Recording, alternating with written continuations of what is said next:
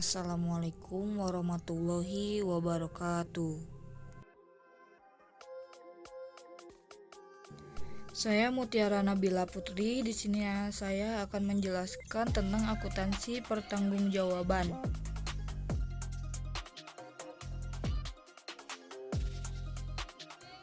Akuntansi pertanggungjawaban tradisional. Definisinya, akuntansi pertanggungjawaban adalah sistem akuntansi yang dirancang untuk dapat mencatat dan melaporkan pendapatan atau biaya yang timbul akibat pelaksanaan suatu aktivitas kepada manajer yang bertanggung jawab terhadap aktivitas tersebut. Tujuan dari akuntansi pertanggungjawaban menyediakan informasi yang dapat digunakan oleh manajemen untuk mengevaluasi efisiensi penggunaan sumber daya organisasi.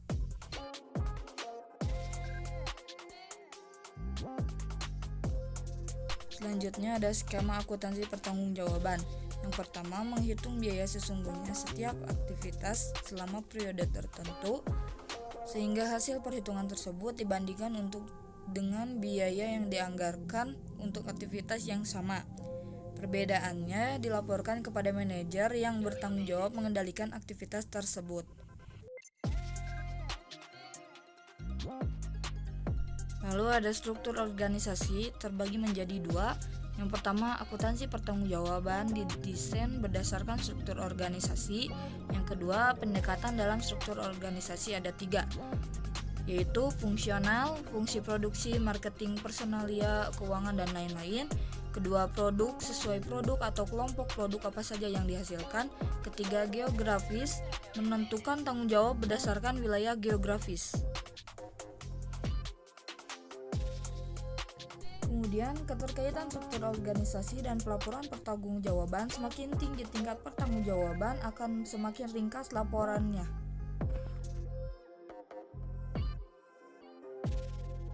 Selanjutnya, penentuan pihak yang mengendalikan biaya.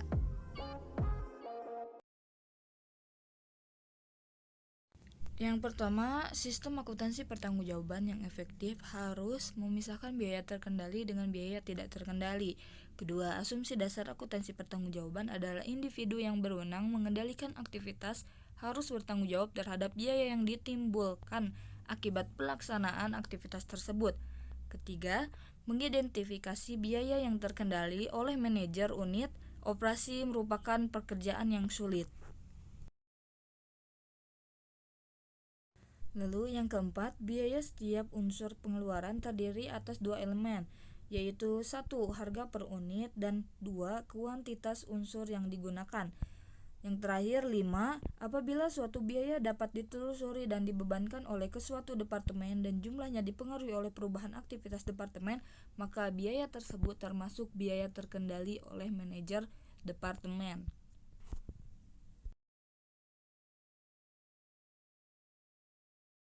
Kemudian, tanggung jawab terhadap biaya operasi pabrik.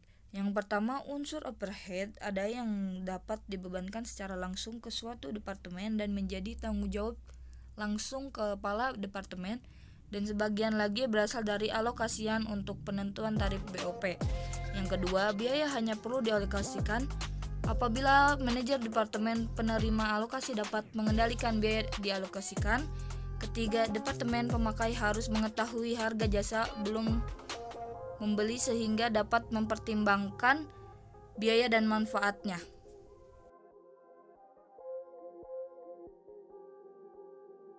Lalu ada laporan pertanggungjawaban.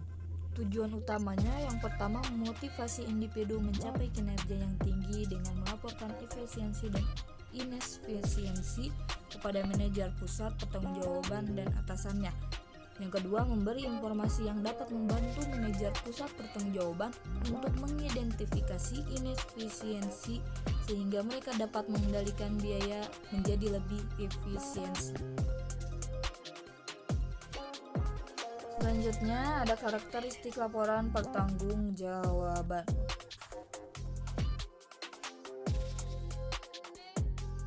Yang pertama, laporan harus sesuai dengan struktur organisasi. Yang kedua, laporan harus konsisten bentuk dan isinya setiap diterbitkan.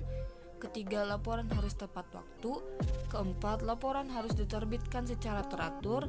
Kelima, laporan harus mudah dipahami. Lalu yang keenam, laporan memuat perincian yang memadai tetapi tidak berlebihan. Ketujuh, laporan harus menyajikan data perbandingan. Kedelapan, laporan harus analitis. Dan yang terakhir, 9, laporan untuk manajer operasi harus menyajikan informasi mengenai unit fisik sekaligus jumlah rupiahnya.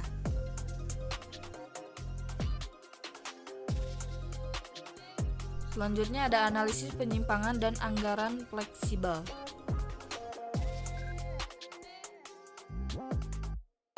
Penyusunan anggaran fleksibel. Yang pertama, anggaran fleksibel adalah anggaran yang mengukur jumlah biaya yang seharusnya pada satu set volume aktivitas atau anggaran yang disesuaikan dengan volume aktivitas sesungguhnya. Dan yang kedua, B, penyimpangan pengeluaran adalah perbedaan antara biaya sesungguhnya dengan biaya dianggarkan pada tingkat aktivitas yang sesungguhnya. Dan yang ketiga, C, perhitungan penyimpangan pengeluaran. Nah, di bawah ini adalah rumus-rumus untuk menghitung penyimpangan pengeluaran.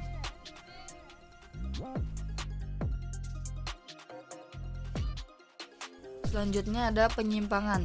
Yang pertama, penyimpangan pengeluaran, bedaan antara biaya sesungguhnya melawan biaya dianggarkan pada aktivitas sesungguhnya. Yang kedua, penyimpangan kapasitas menganggur, perbedaan antara biaya yang dianggarkan pada tingkat aktivitas sesungguhnya berlawanan dengan biaya yang dibebankan ke produk yang dihasilkan selama satu periode. Akuntansi pertanggungjawaban pendekatan alternatif.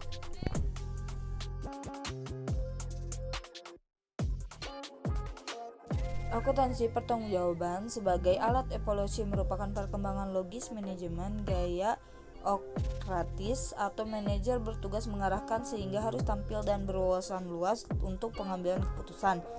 Gaya manajemen partisipatif, manajer dan karyawan bertanggung jawab sama sebagai anggota tim, manajer sebagai fasilitator bukan direktur.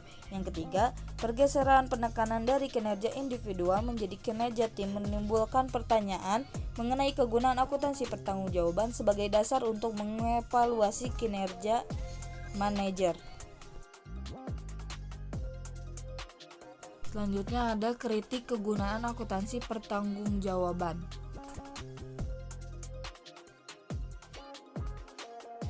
Ada 2 poin utama dalam akuntansi pertanggungjawaban. Yang pertama, perilaku disfungsional manajer.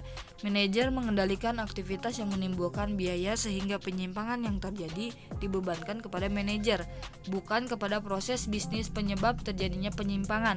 Individulah yang dievaluasi, bukan proses bisnisnya. Hal tersebut menimbulkan perilaku disfungsional, yaitu manajer cenderung mengutamakan kepentingan sendiri, manajer memusatkan perhatian pada pencapaian anggaran, manajer memusatkan perhatian pada target jangka pendek, manajer yang pandai memanipulasi akan sukses.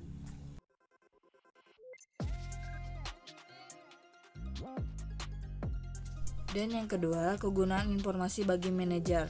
Penyimpangan dilaporkan dengan tujuan yang pertama menjaga agar manajer bertanggung jawab terhadap terjadinya biaya. Kedua, memberikan informasi yang berguna bagi manajer pusat pertanggungjawaban dalam upaya mengendalikan aktivitas menjadi lebih efisien. Sekian dari saya. Terima kasih. Wassalamualaikum warahmatullahi wabarakatuh.